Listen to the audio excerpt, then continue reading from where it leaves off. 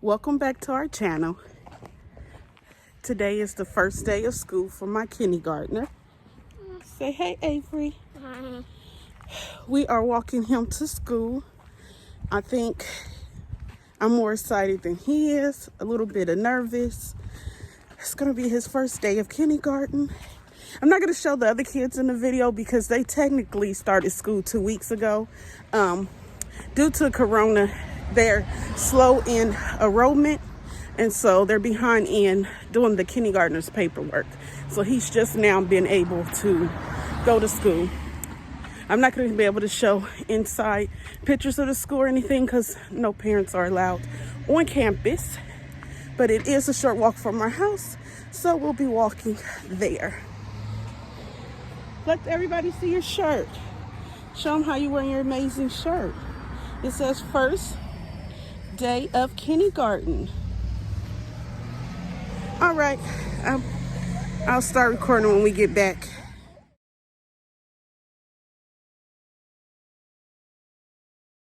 Okay, so I went on and dropped him off.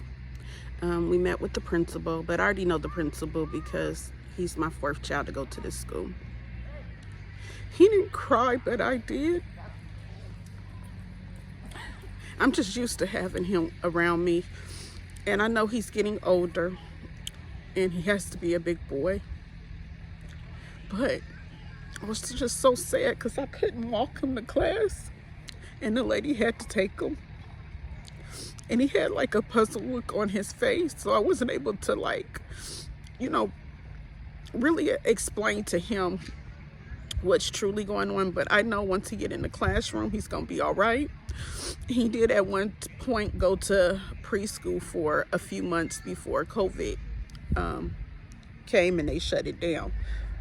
And like I said, he has been in daycare ever since he was like, I want to say about 6 months old, with the same lady until he was about 3. So it's more just me. I got to just accept the fact that my babies are growing up. But I just wanted to, I don't know, I got to accept the fact that growing up, he's not a baby anymore. I need to start referring to him as a big boy. But he didn't cry. He just had he just had like a puzzle look on his face. But he is a loner child, so he don't really interact with others, and he's quiet. So I couldn't get a good feel of exactly what he was doing. As you can see, the school is behind me. Our school is next to the park, and from this park, we literally only live a couple houses down. So his brother told me he'll check on him at recess to make sure he's okay. I have to be back here at 2 o'clock to pick him up, but part of me don't even want to leave, and it's like not even 9 o'clock yet. I want to sit here until 2 o'clock until I'm able to see him. But I know I can't do that every day. I have things that I have to do. I have business to take care of. So I know today I have to go. It's the only day I can squeeze in to go to DMV. So I'm gonna go ahead and try to take care of that so I can be able to renew my license and try to stop crying. But he's gonna be a big boy. All right, talk to you when I pick him up. I wasn't able to get any footage of me picking him up, but I am going to show you a simple recipe I made for dinner, which was jambalaya. I made it in my crock pot, and these are the sausages. All right, we're back, and I got some seasoning on them. So what I'm going to go ahead and do is put in all the vegetables. Just dump it all in.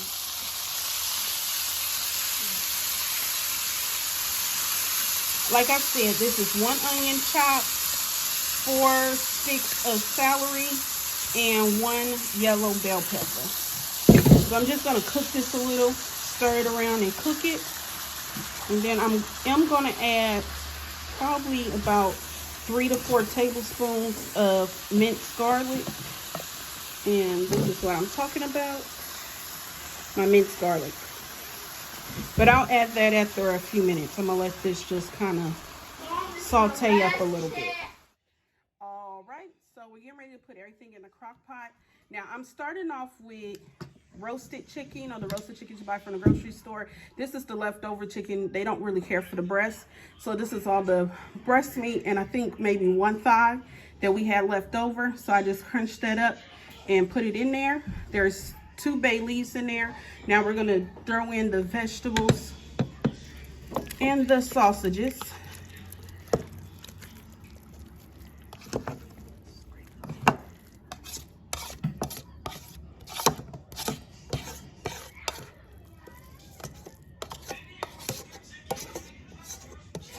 All right, we got everything in there.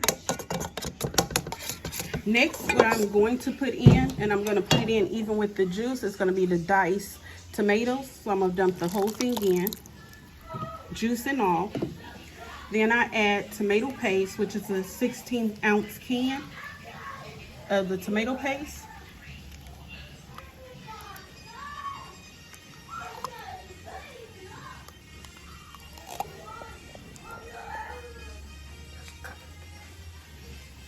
Alrighty, we did that. Now what I'm going to put in next is going to be the chicken broth.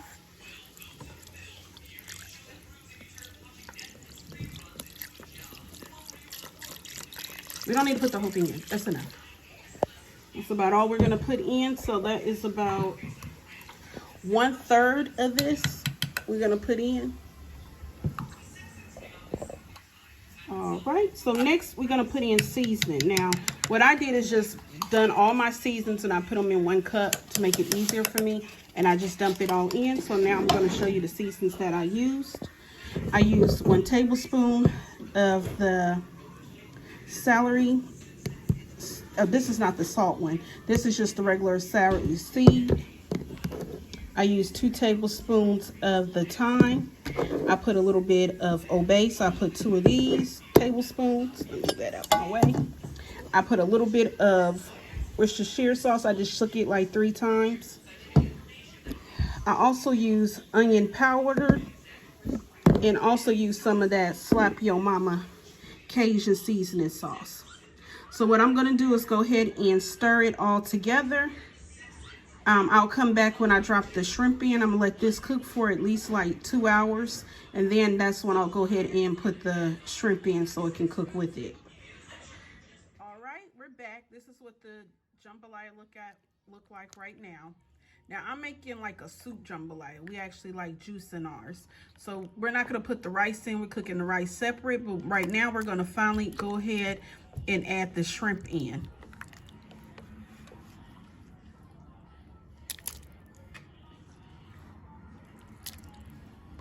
Now this might seem like a lot of shrimp, but it really isn't. I'm feeding 4 boys and they enjoy having some shrimp. Now my son putting it in, I don't know what's taking him so long he could have just dumped the shrimp in. Why he had to use his hands. Water inside your food. Okay. So go ahead and stir it. I'm not about to stir that. Okay. Just stir it. I'm trying to get this. Yeah, but you have to push the shrimp in because you want them to cook. And they ain't going to cook if they're sitting on top of the liquid. You need them to be in the liquid. It smells very shrimpy in here. Come on, just push them in. I did. Why are you stirring it? Because if you stir, you're just mushing them back up. Look, here you go. All right, we'll be back once the shrimp is cooking. I'll show you how it looks. Now, the sauce is looking a little thin because I had to end up adding the rest of the chicken broth to it. So I'm going to let it cook a little bit longer, but I probably would add a little bit of cornstarch to it to kind of thicken it up. But I might not need it because it looked like, yeah, it's going to need it. But I'll let you know when we get back.